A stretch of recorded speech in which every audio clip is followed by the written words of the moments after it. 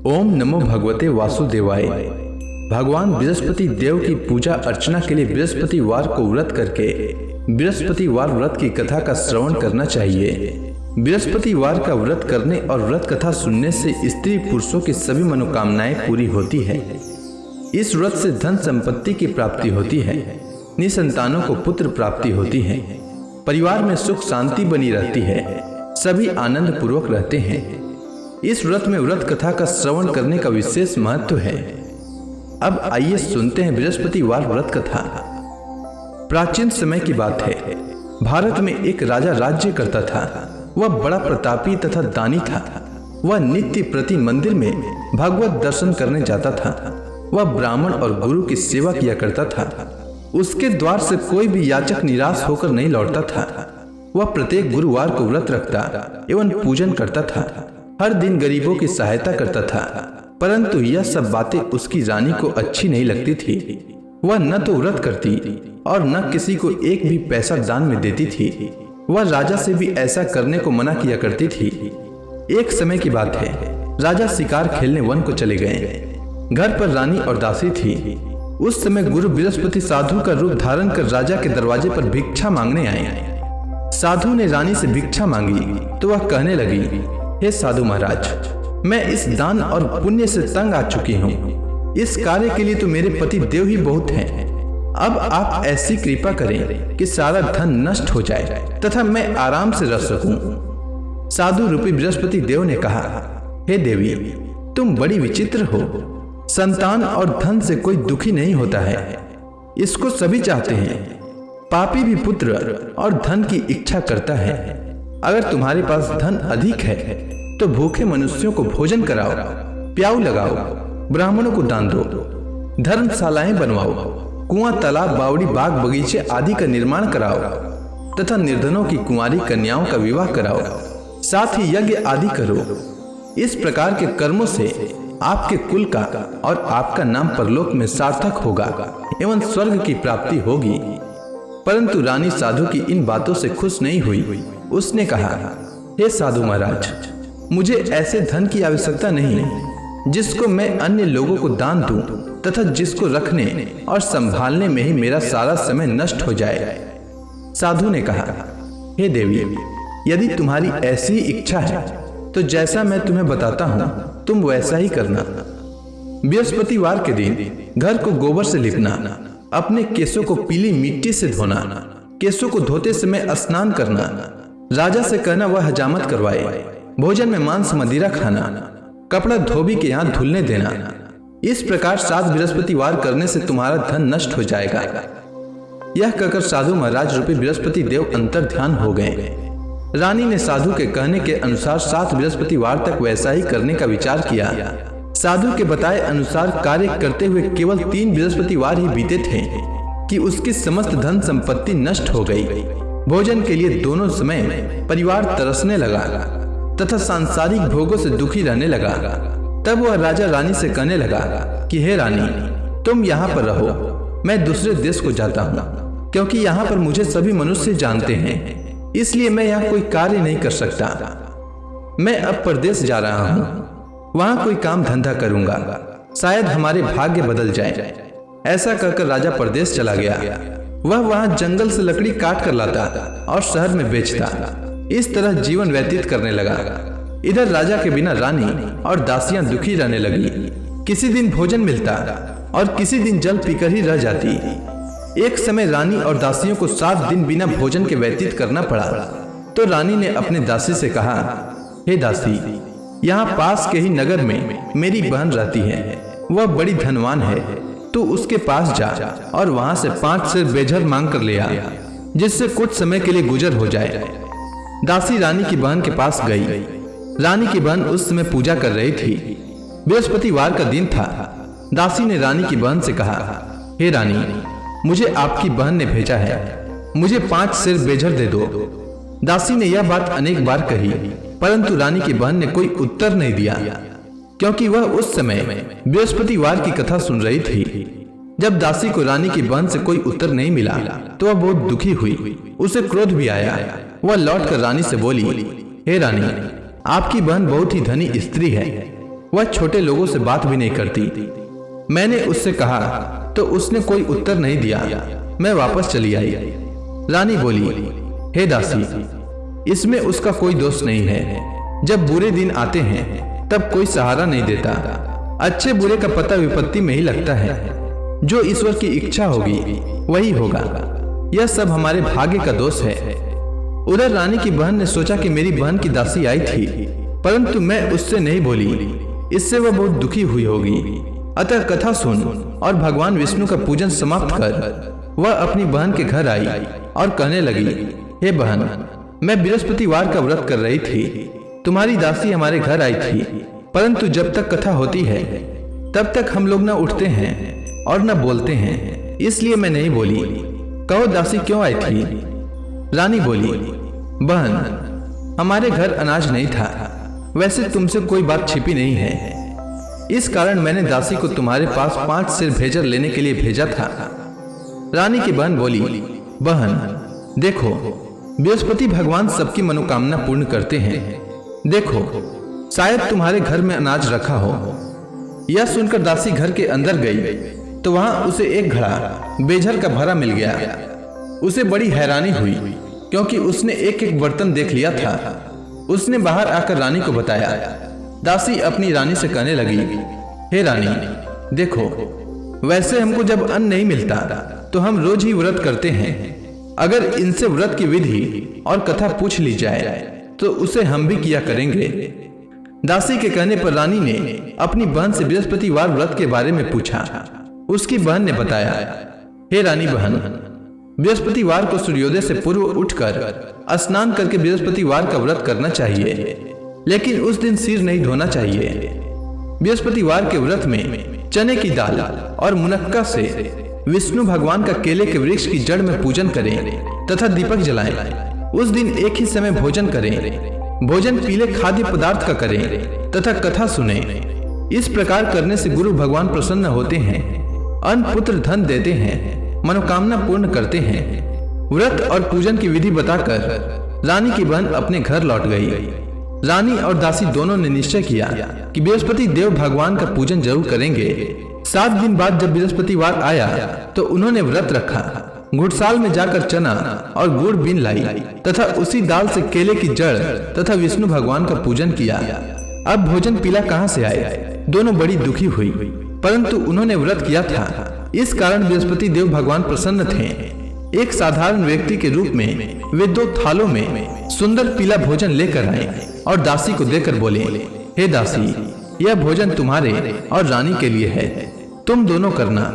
दासी भोजन पाकर बड़ी प्रसन्न हुई और रानी से बोली, रानी जी, भोजन कर लो। रानी को भोजन आने के बारे में कुछ पता नहीं था, इसलिए वह दासी से बोली, जा तू ही भोजन कर, क्योंकि तू हमारी व्यर्थ में हंसी उड़ाती है। दासी बोली, एक व्यक्ति भोजन दे गया है। रानी कहने लगी, वह भोजन तेरे लिए दे गया है, तू ही भोजन कर। दासी ने कहा, वह व्यक्ति हम दोनों के लिए 2 थालों में भोजन दे गया है, इसलिए मैं और आप दोनों ही साथ साथ भोजन करेंगी। दोनों ने गुरु भगवान को नमस्कार कर भोजन प्रारंभ किया। उसके बाद से वे प्रत्येक बृहस्पतिवार को गुरु भगवान का व्रत और पूजन करने लगी। बृहस्पति भगवान की कृपा से उनके पास धन हो गया, परंतु रानी फिर से पहले की ही तरह आलस्य करने लगी। तब दासी बोली, देखो रानी, तुम पहले भी इस प्रकार आलस्य करती थी। तुम्हें धन के रखने में कष्ट होता था, इस कारण सभी धन नष्ट हो गया। अब गुरु भगवान की कृपा से धन मिला है तो फिर तुम्हें आलस्य होता है। बड़ी मुसीबतों के बाद हमने यह धन पाया है, इसलिए हमें दान पुण्य करना चाहिए। तुम भूखे मनुष्यों को भोजन कराओ, प्याऊ लगवाओ, ब्राह्मणों को दान दो, कुआं तालाब बावड़ी आदि का निर्माण कराओ, मंदिर पाठशाला बनवाकर दान दो, कुंवारी कन्याओं का विवाह करवाओ। धन को शुभ कार्यों में खर्च करो, जिससे तुम्हारे कुल का यश बढ़े तथा स्वर्ग प्राप्त हो और पितृ प्रसन्न हो। दासी की बात मानकर रानी ने इसी प्रकार के कर्म करने प्रारंभ किए, जिससे उनका काफी यश फैलने लगा। एक दिन रानी और दासी आपस में विचार करने लगी कि न जाने राजा किस दशा में होंगे, उनकी कोई खोज खबर नहीं है। गुरु भगवान से उन्होंने प्रार्थना की और भगवान ने रात्रि में राजा को स्वप्न में कहा, हे राजा, उठ, तेरी रानी तुझको याद करती है, अब अपने देश को लौट जा। राजा प्रातः काल उठकर जंगल से लकड़ियां काट कर लाने के लिए जंगल की ओर चल पड़ा। जंगल से गुजरते ही वह सोचने लगा, रानी की गलती से उसे कितने दुख भोगने पड़े। राजपाट छोड़कर उसे जंगल में आकर रहना पड़ा। जंगल से लकड़ियां काटकर उन्हें बेचकर गुजारा करना पड़ा। उसी समय उस जंगल में बृहस्पति देव एक साधु का रूप धारण कर आए और राजा के पास आकर बोले, हे लकड़हारे, तुम इस सुनसान जंगल में किस चिंता में बैठे हो, मुझे बतलाओ। यह सुनकर राजा के नेत्रों में जल भर आया और साधु की वंदना कर बोले, हे प्रभु, आप सब कुछ जानने वाले हैं। इतना कहकर राजा ने साधु को अपनी संपूर्ण कहानी सुना दी। महात्मा दयालु होते हैं। वे राजा से बोले, हे राजा, तुम्हारी पत्नी ने बृहस्पति देव के प्रति अपराध किया था, जिसके कारण तुम्हारी यह दशा हुई है। अब तुम किसी प्रकार की चिंता मत करो, भगवान तुम्हें पहले से अधिक धन देंगे। देखो, तुम्हारी पत्नी ने बृहस्पतिवार का व्रत प्रारंभ कर दिया है। अब तुम भी बृहस्पतिवार का व्रत करके चने की दाल व गुड़ जल के लोटे में डालकर केले का पूजन करो, फिर कथा सुनो। भगवान तुम्हारी सब मनोकामनाओं को पूर्ण करेंगे। साधु को प्रसन्न देखकर राजा बोला, हे प्रभु, मुझे लकड़ी बेचकर इतना पैसा भी नहीं बचता जिससे भोजन करने के उपरांत कुछ बचा सकूं। मैंने रात्रि में अपनी रानी को व्याकुल देखा है। मेरे पास कोई साधन नहीं जिससे समाचार जान सकूं। फिर मैं बृहस्पति देव की क्या कहानी सुनूं? मुझको तो कुछ भी मालूम नहीं है। साधु ने कहा, हे राजा, तुम किसी बात की चिंता मत करो। बृहस्पतिवार के दिन तुम रोजाना की तरह लकड़ियां लेकर शहर में जाओ। तुम्हें रोज से दुगना धन प्राप्त होगा, जिससे तुम भली भांति भोजन कर लोगे तथा बृहस्पति देव की पूजा का सामान भी आ जाएगा। बृहस्पति देव की कथा इस प्रकार है, सुनो। प्राचीन काल में एक बहुत ही निर्धन ब्राह्मण था। उसकी कोई संतान नहीं थी। वह नित्य पूजा पाठ करता, परंतु उसकी स्त्री बहुत मलिनता के साथ रहती थी। वह स्नान न करती और न किसी देवता का पूजन करती। प्रातःकाल उठते ही सर्वप्रथम भोजन करती, बाद में कोई अन्य कार्य करती। ब्राह्मण देवता बहुत दुखी रहते थे। पत्नी को बहुत समझाते, किंतु उसका कोई परिणाम न निकलता। भगवान की कृपा से ब्राह्मण की स्त्री को कन्या उत्पन्न हुई। वह कन्या अपने पिता के घर में बड़ी होने लगी। वह बालिका प्रातः स्नान करके भगवान विष्णु का जप करती। वह बचपन से ही बृहस्पतिवार का व्रत भी करने लगी। पूजा पाठ समाप्त कर विद्यालय जाती तो अपनी मुट्ठी में जौ भर कर ले जाती और पाठशाला जाने के मार्ग में डालती जाती। वही जौ स्वर्ण के हो जाते तो लौटते समय उनको बीनकर घर ले आती। एक दिन वह बालिका सूप में उन सोने के जौ को फटक कर साफ कर रही थी। तभी उसकी माँ ने देख लिया और कहा, हे बेटी, सोने के जौ को फटकने के लिए सोने का सूप होना चाहिए। दूसरे दिन गुरुवार था।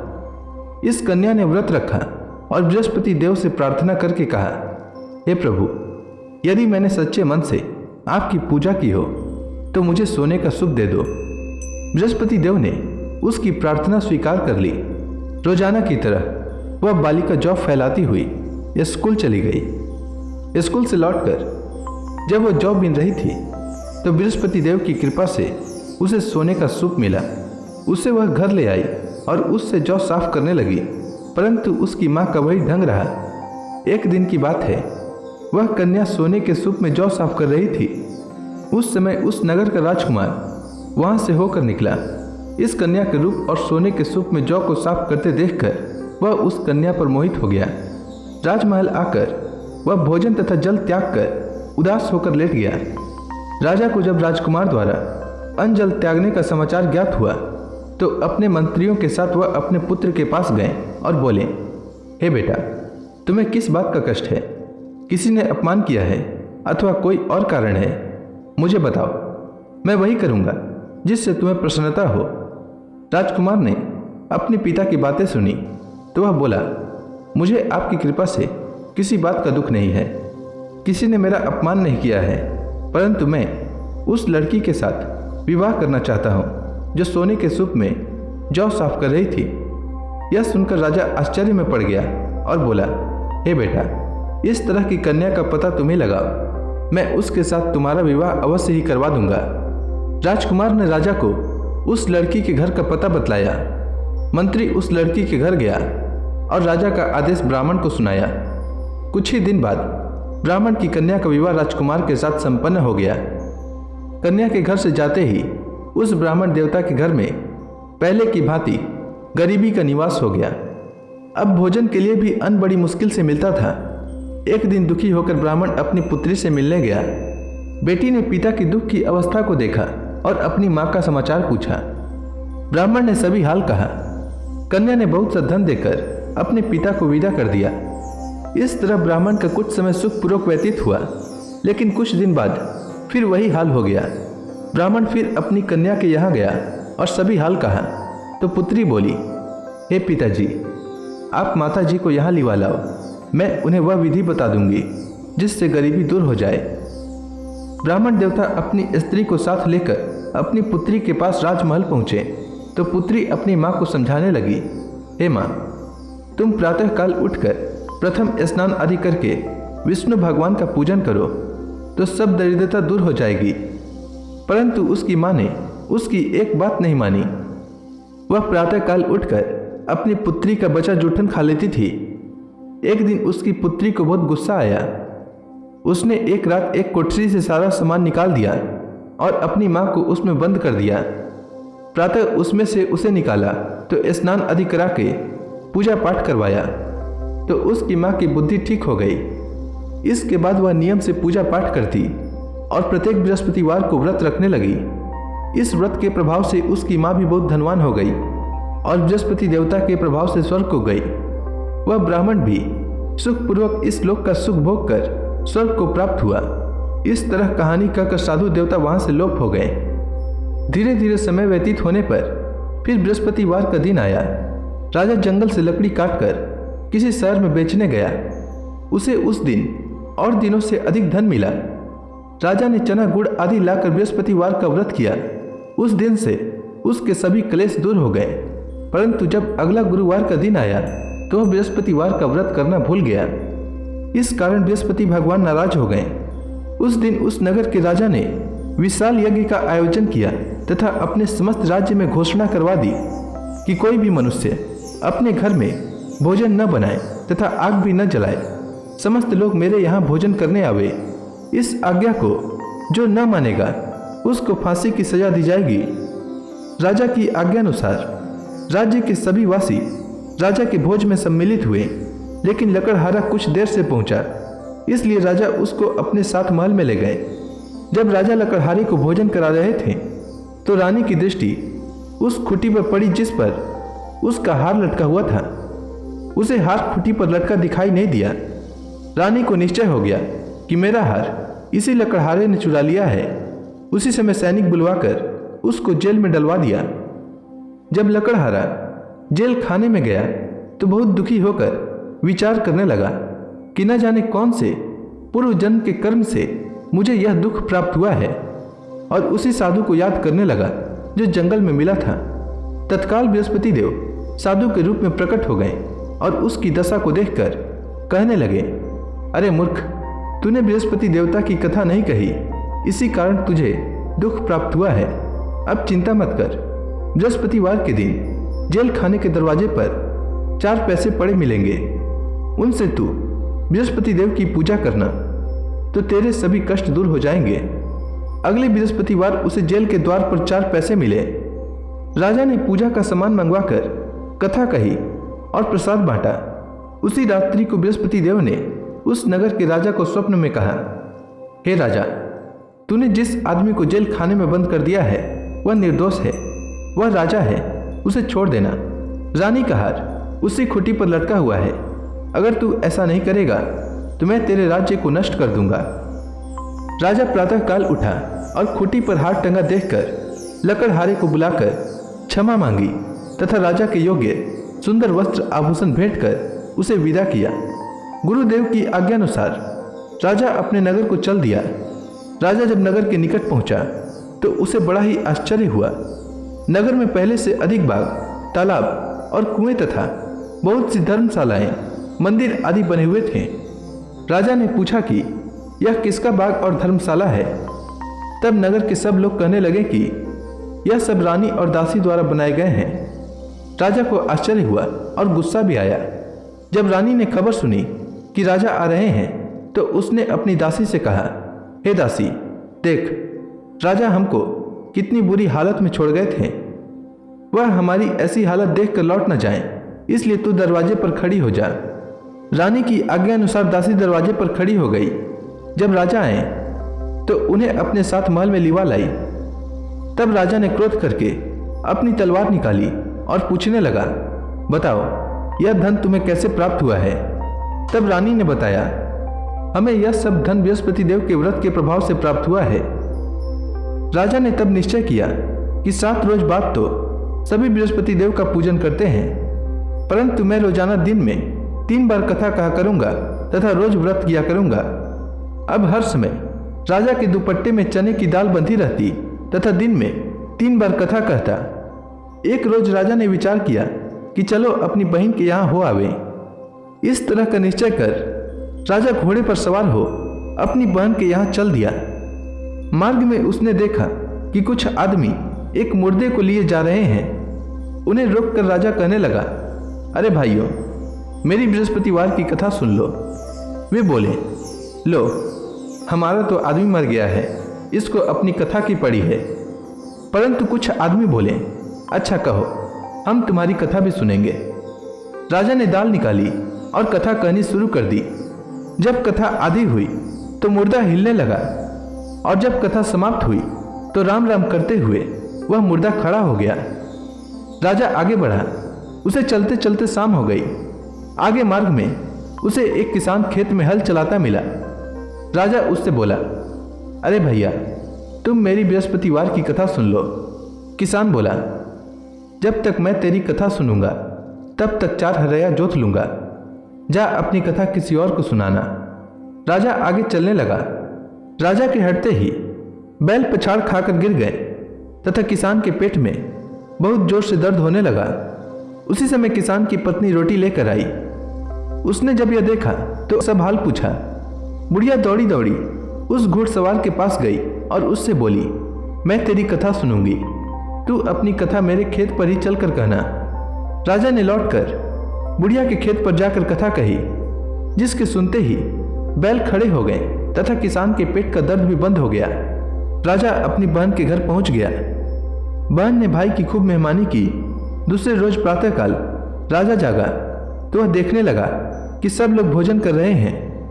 राजा ने जब अपनी बहन से पूछा कि ऐसा कोई मनुष्य है जिसने भोजन नहीं किया हो, जो मेरी बृहस्पतिवार की कथा सुन ले, तो बहन बोली, हे भैया, यह देश ऐसा ही है। पहले यहाँ के लोग भोजन करते हैं, बाद में अन्य काम करते हैं।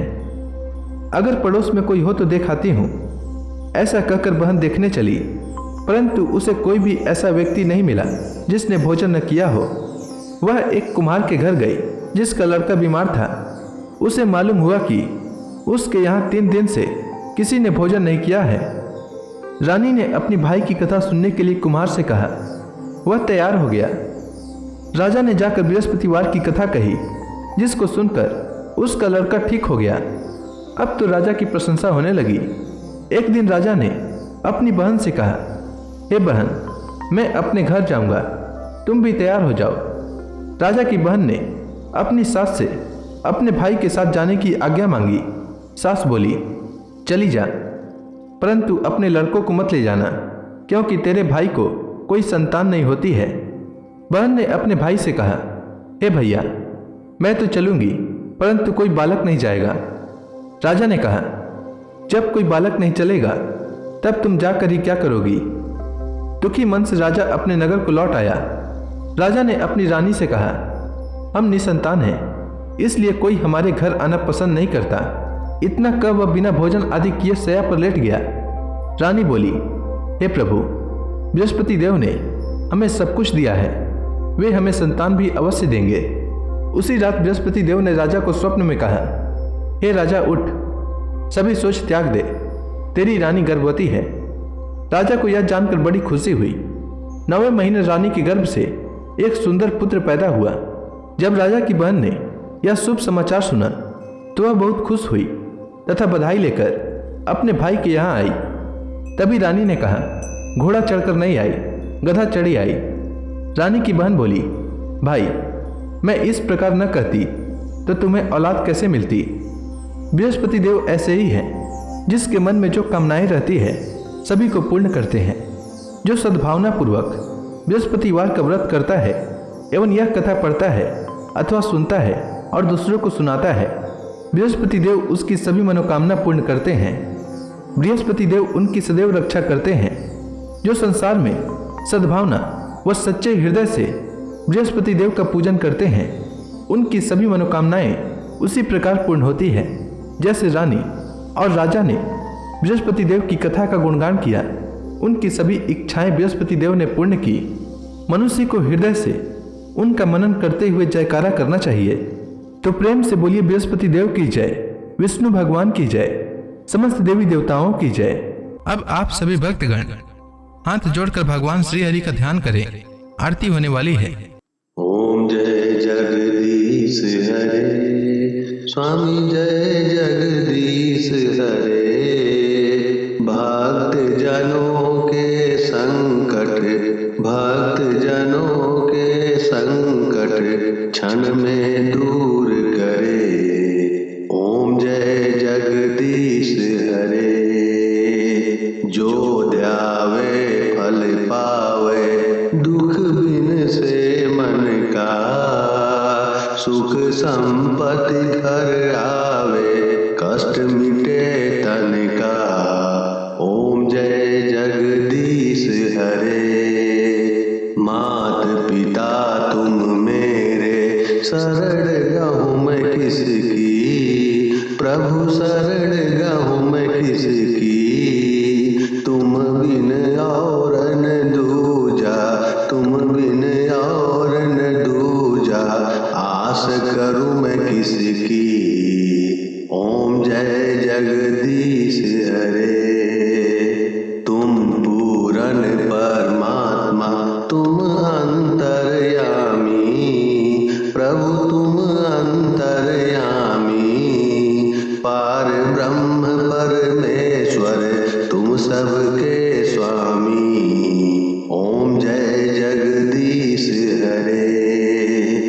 तुम करुणा के सागर, तुम पालन करता, प्रभु तुम पालन करता। मैं मूरख खल कामी, मैं मूरख खल कामी, कृपा करो भरता। ओम जय जगदीश हरे।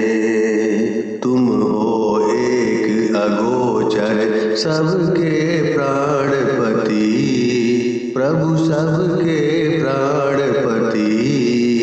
किस विधि मिलूं दया मैं, किसी विधि मिलूं दया मैं, तुमको मैं कुमति। ओम जय जगदीश हरे। दीन बंधु दुख हरता, तुम रक्षक मेरे, प्रभु तुम रक्षक मेरे। अपने हाथ उठाओ, अपने हाथ उठाओ, द्वार पड़ा तेरे। ओम जय जगदीश हरे। विषय विकार मिटाओ, पाप हरो देवा, प्रभु पाप हरो देवा।